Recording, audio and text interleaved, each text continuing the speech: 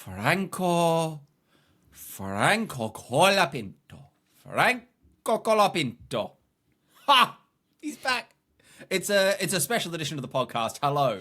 Welcome back to the Lap Down podcast, or the Frank Down Pinto cast, the Pint cast, Franco Colapodcast. It's the Colapodcast. That's the one. We got there eventually. I'm Alex. You're about to hear from Dan. We've jumped behind the microphones off schedule because the preferred driver of the Lap Down podcast is back on the grid and we're excited about it. Dan, hello.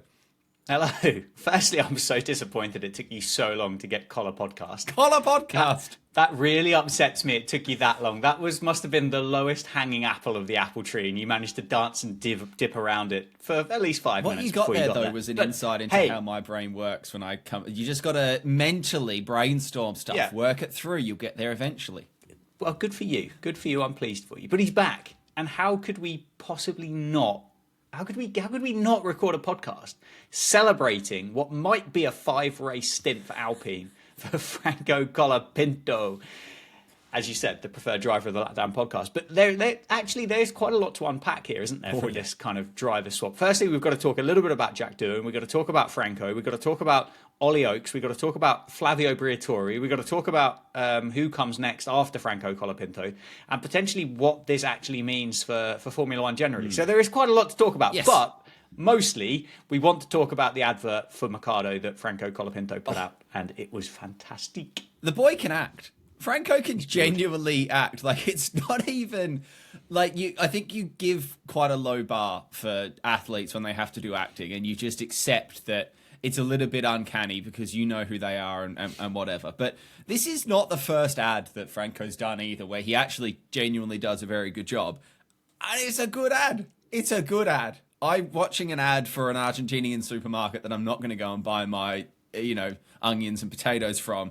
And yet I feel more favourably about Mercado Libre. If we went to Buenos Aires, you know where I'd be going. I wouldn't be looking at the Argentine Tesco's. Lidl, I would be looking at Mercado Libre. Absolutely. I tell you what, though, do you know what it felt? It was cheesy, wasn't it? Yes. The advert was cheesy, but it was the perfect cheese. I don't quite know what brand of cheese it was, but it was the perfect cheese. It was like cheese on toast that had just been melted perfectly. It wasn't underdone. It wasn't overdone. It was absolutely delicious. The most interesting thing, though, is how long have they had that ad in the barrel for? Oh, they've known for ages. Because it got posted like 10 minutes after they announced that the switch was happening, so it was ready to go. And behind the curtain slightly, as a man with a film degree, it has obviously been filmed like in the off season, and they've recorded multiple versions of that last bit. Because if you watch the ad, there's no reference to. There's not actually even a reference to Alpine. You see the BWT on the helmet, but apart from that, this could have been a return to Williams. This could have been a Red Bull announcement. This could have been all sorts of things. They could easily get rid of that BWT on the helmet if they needed to in post. So there has been some chat online about how disrespectful the fact that this ad existed and came out so quickly is to Jack Doohan. I will rebut that slightly by saying, first of all, this is an ad from Mercado. This is not Alpine that had made this and had this in the barrel. This is a third party who are entitled to do whatever they want. Any ad. So that's one thing. And then, they hadn't predicted it was going to be Imola. It's not as if they only had the Imola version of the ad and it was always going to be that. They probably recorded 24 versions of the ad and just put a different track name on at the end. And then you could, if you needed to, put a different team on the end. But well done them. Well done, Franco. Good stuff all round. What if they didn't record 24 endings? And what if the supermarket from Argentina knew exactly what was going on? It feels like massive big dick energy, doesn't it, from the Colapinto management team to just kind of go, yeah, it's fine, it's February, we're just going to do an advert here and we're going to announce Colapinto taking the seat for Alpine in Imola because we know it's going to happen. It wouldn't surprise me, it wouldn't surprise me if there were those conversations in place, because the second that Colapinto signed for Alpine as that reserve or the preferred reserve driver, whatever the technical term is for it, that rumour mill started, didn't it? And I know it doesn't take a huge kind of tinfoil hat to come up with the theory of, oh, well, Jack Doohan's days are numbered, so in comes Colapinto. But actually, you weren't a million miles away from the truth, were you, the whole way through? So it does feel there must have been some meat to that bone, and it wasn't just idiots like us two sat on a podcast just plucking things from thin air and just kind of go, yeah, he's going to take over. Yeah. There was a lot of truth in that, and yeah, maybe there was an Imola version, maybe there was a Jeddah version, maybe there was an Austria version, but I don't know. I wouldn't have been shocked. I wouldn't have been shocked if you turned around and told me that was a one and done take for Imola to take over from Jack Doohan. But do you feel a bit sorry for Jack Doohan? Do you feel like he's been dealt kind of a duff hand, if that makes sense? I'll give you his results over the course of his Alpine career. He finished 15th in 24 in the Abu Dhabi Grand Prix. Big DNF in Australia, which we all remember well. 13th, 15th, 14th, 17th, followed by a dunf in Miami, which he kind of had a little bit of a dolly throwing competition, didn't he, when they scuppered his qualifying chances. Was he given a fair shot? Is he better than what we've seen? Could he, if given the full season, have matched what point return that Franco Colapinto could get in an Alpine? And I'll give you some numbers from Colapinto's stint in 24 with Williams in a minute. If you compare him to Gasly, and we did touch on this briefly, I think in our Miami recap, that Gasly's not said a lot either because that Alpine is not a quick car. Now, admittedly, I think I saw something that Gasly's average finishing position is like 11.5 or something against 15, which that is actually a bigger gap than it implies. No, he's not been given a fair chance. He was never going to get given a fair chance. And I actually would go as far as to say Alpine probably immediately realized that, oh, maybe we shouldn't have signed to him because we could have had Colapinto. And I think that he was always warming the seat unless he went and did something absolutely silly to the point that they couldn't have binned him off. But also, you take the chances you get. Everyone has a role to play in it. No, it wasn't fair. You can't always completely overcome fairness, but you can absolutely stick to the back of your own teammate and prove a point. And he perhaps didn't prove a point when he was there, and you could kind of see the wheels falling off a little bit towards the end when things started getting a little bit more desperate, perhaps. Yeah. But yeah. It's fair. I'll give you some Colapinto numbers from 24 because these actually shocked me. These did shock me a little bit because he won them all, didn't he? Well, this is the thing. This was what was in my mind, but actually it turns out that he didn't. I think looking at it quite on base value, he raced for about 2/3 of the season. Came in Italy, didn't he, after he took over from Logan Sargent? Maybe is he one of these kind of speciality hype men that kind of take over from car crashes and actually get a bigger blow up than what they should do because the guy they've taken over from was so bad. But anyway, he scored points twice, I think, for Williams, looking back through, an 8th in Azerbaijan and a 10th in the USA. 3 DNFs in Brazil, Qatar, and Abu Dhabi to finish, which put him at 19th in the World Drivers' title. If you kind of extrapolated those data and say it was a third of the season that he raced, if you put it up there, he'd have scored 15 points across the course of the year, which would have moved him from 19th to 16th, which would have been 3 points above Albon had he had sat in the hypothetical Williams for the entire season. Is that good?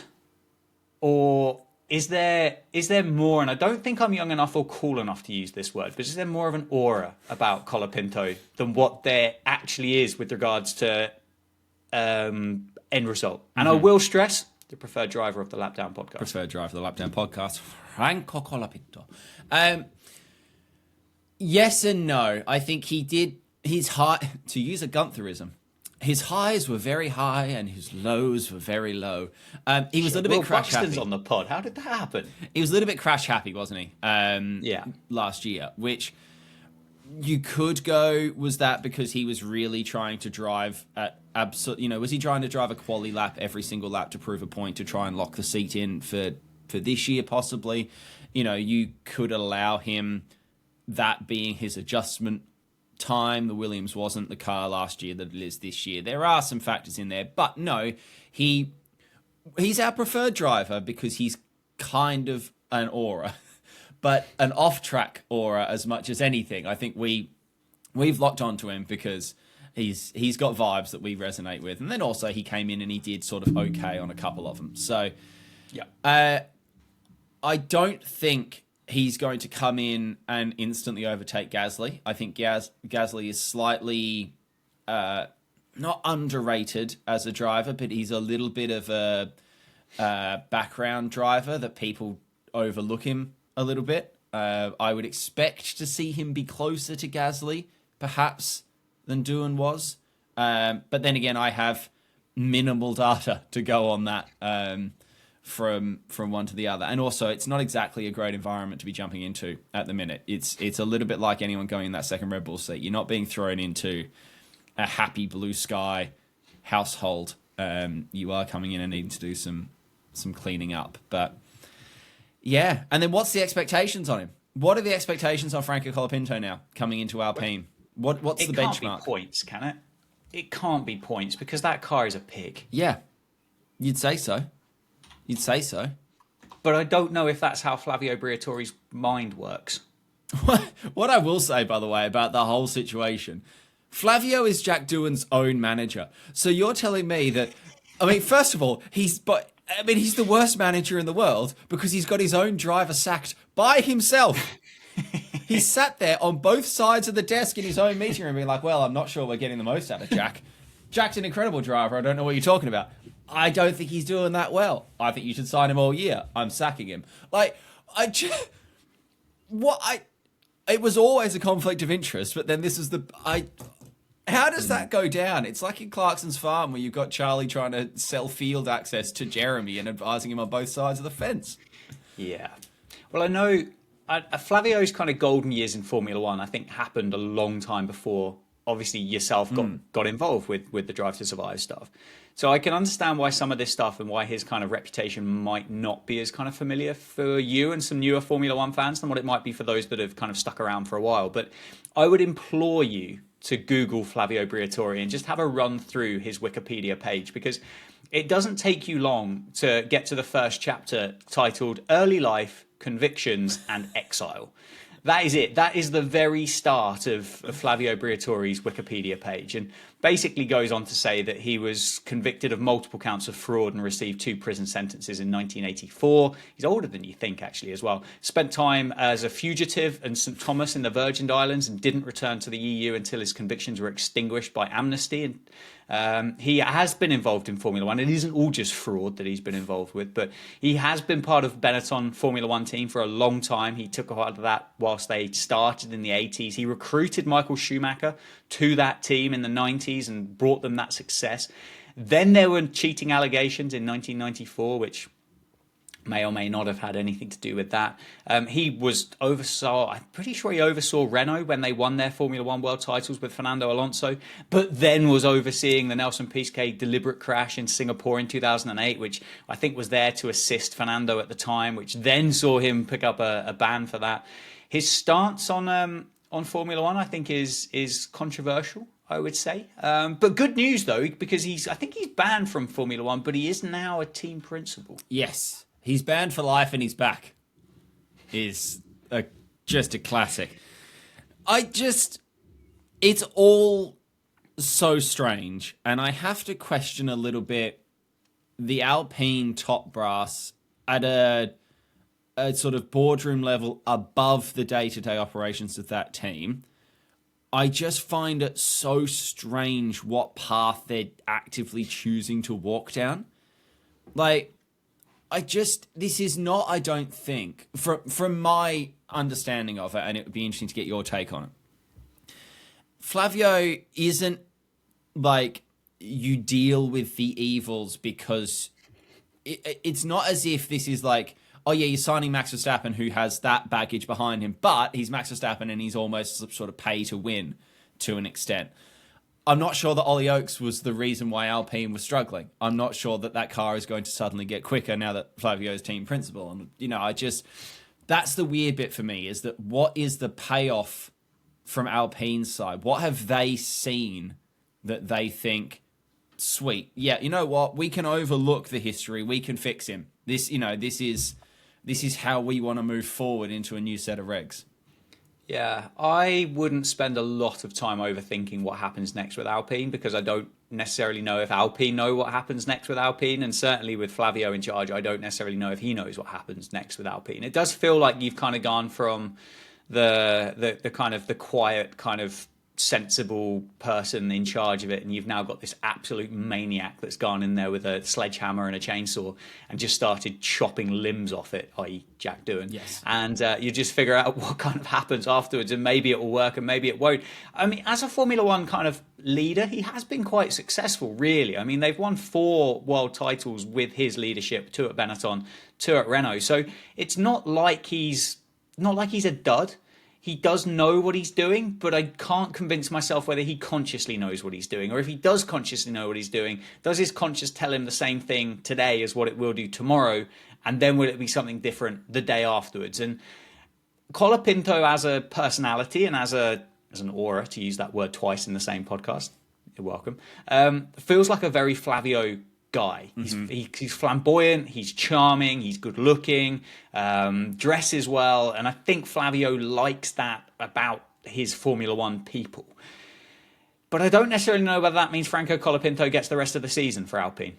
No, well, he's got 5 races officially, doesn't he? Yeah. Which does then ponder the question, Franco Colapinto's got 5 races.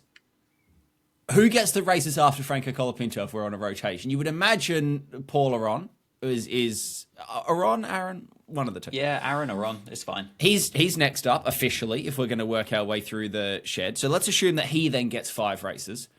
That then means we've still got 8 races left in the season. So we've got room for 2 more drivers at that point. Yeah. So who comes next after Paul Aron? Do you go back to Jack Doohan? Oh, cycle. We go full circle. Maybe. Back Jack and don't crack. Yeah. Mick Schumacher. He's always lurking about. Although he was at the Cadillac launch event without kind of going away from the Alpine. But Perez was in Miami, and then they didn't even show the car livery anyway, so... Yeah, I'm not even sure Cadillac exists. Maybe Ollie Oaks is in line for that drive. Maybe that's why he can't be TP, because he has to go sit the return of Esteban Ocon? Esty Bestie, return swap, Could be. perhaps. Could be. I don't know. I have no idea. I think... Unless all of those sponsors from Argentina pull out from underneath Colapinto, I suspect there's probably a decent cash package going with Colapinto, which might have been why he was signed quite so favourably by Alpine in the first place, and then obviously encouraged to put in the car with the backing of Mercado Libre. So if he has got that cash behind him, I mean, they stuck a sponsor on the Williams, didn't they, from day one when he turned up? I think he's got to be in for the rest of the year, I think surely. So. I think so. Unless it goes absolutely disastrously, and then I think maybe you possibly get the situation the last handful of races of the year where they do sort of start to audition an Aaron or something like that. Have a look at the next guy type thing. Yeah, I think potentially, I think the 5 race thing is their way of almost trying to soften it on Doohan or from external thoughts. Yeah. And because if they say publicly he's on a 5 race deal, Jack was on a 5, we do these short-term things until we find our guy. It's like, I'm not sure anyone believes you're actually doing like this rotation policy like a fast bowler in cricket. Like it's not, he doesn't need resting. It's kind of like, I like you as a friend now, but I'm not ready for a relationship at the moment. You're a little bit chubby at the minute, but I do know that you are going to Pure Gym a couple of times a week, and I'm just thinking... Yeah. There might be a glow up, and do I need to invest early just in case? Is it putting it on lay-by? But I would be surprised if he doesn't get to at least that sort of Middle Eastern mini leg that we get at the end of the year, because I think they'll... This sounds really harsh because I don't know, and I'm guessing, and I'm purely working on vibes. You never got the sense that Alpine actually liked Jack Doohan. Like, it just seemed a little bit like Mum's said that I have to play with you type thing. There's some Lego in the corner. Like, you didn't get this vibe that they were welcoming him with open... Like, when Colapinto came into Williams or whatever, you felt like you can play with all of my Lego, all of it, the good stuff. And It just felt like Alpine were always a little bit like, oh, there's a bucket of stuff over there that you can use in the corner. Don't touch the Millennium Falcon. Don't go near that. Don't open that door. No, you can't play on my Xbox. It just, I don't know. It never seemed like he necessarily got given equal footing to Gasly or just in general. They didn't seem to be fully behind their guy. And they better get behind Colapinto, or I will. Yeah, I don't necessarily think you have to have like an outlandish personality to be a Formula One driver either. Oh, no.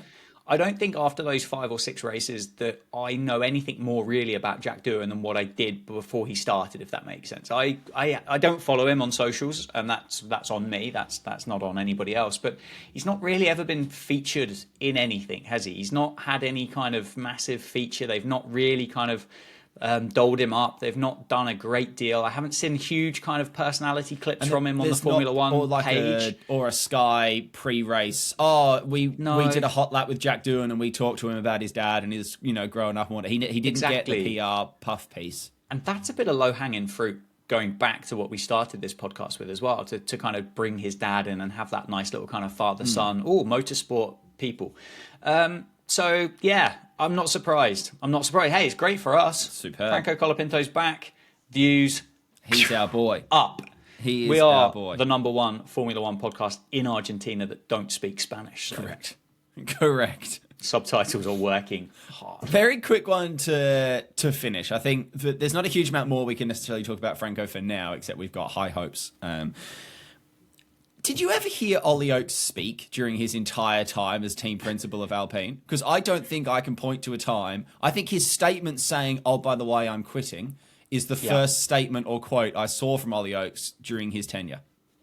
Yeah, again, I mean, there was no kind of, we're going to head down to the pit wall where we're going to be joined by Alpine team principal Ollie Oakes. And new boy, get him in, surely. Exactly. Ted, so Ted's question for you, like, what do you think about the strategy right? It just never happened, did it? I didn't know anything about him. To be fair, I don't really know much about Alpine this year. They're kind of a bit of an anomaly team, and maybe that's kind of suited them. But undoubtedly, Franco will kind of just put them on the map for a little bit, won't it? And certainly Flavio will as well. But, yeah. I don't know whether they've lost a good guy. I don't know whether they've lost a bad guy. I don't know whether he was good at his job. I don't know whether he was bad at it. And I'm not really sure we'll ever find out what the true reason was as to why he decided to leave, /got pushed, /jumped, /got sacked, /got replaced. I genuinely, I don't know. And I'm not convinced we will unless... And I don't think many people are going to buy an Ollie Oakes autobiography either to find out what happened. No, I'm not sure they are. Yeah, there we go. I'm not sure they are. Right, that was the Colapodcast. Just a little jump in the middle there on the back of some news. We will be back next week to preview Imola and make some prediction. If one of us, by the way, lands Colapinto as... I almost feel like we need to bring some like bonus ball rules in for Colapinto on the World Championship. Like his points should count for double or something because he is the preferred driver. Edit in some confetti. Edit in similar to a mariachi band. Just brilliant. It's just Mate all round. But our Mate mate is back, which is bloody exciting. In the meantime, Dan, where can they find you? At Dan Jads on the internet if you'd like to give us a follow over there. And AB, how about yourself? Hey, look, it's Alex on Twitch. You can come watch me play games over there. We'll be back with a preview of Imola back end of next week before we get to there. In the meantime, Lapdown Pod on Instagram and TikTok and YouTube. You can go and see some clips on there and watch people get very angry that I suggested Lewis Hamilton was arrogant. Or you can email lapdownpod@gmail.com with your thoughts. Tell us what you think Franco's got in him. Let's have some predictions, I think, is my request. Mate. Let's Mate. Mate and a lot of potatoes from Marco Libre. Possibly his 65-year-old supermodel girlfriend as well. But yeah, email us, lapdownpod@gmail.com. Where do you think Franco will go? How do you think Franco will do? What do you think the expectations are on him? But in the meantime, have a wonderful week. We'll see you all next week to look ahead to Imola. Ciao. Bye.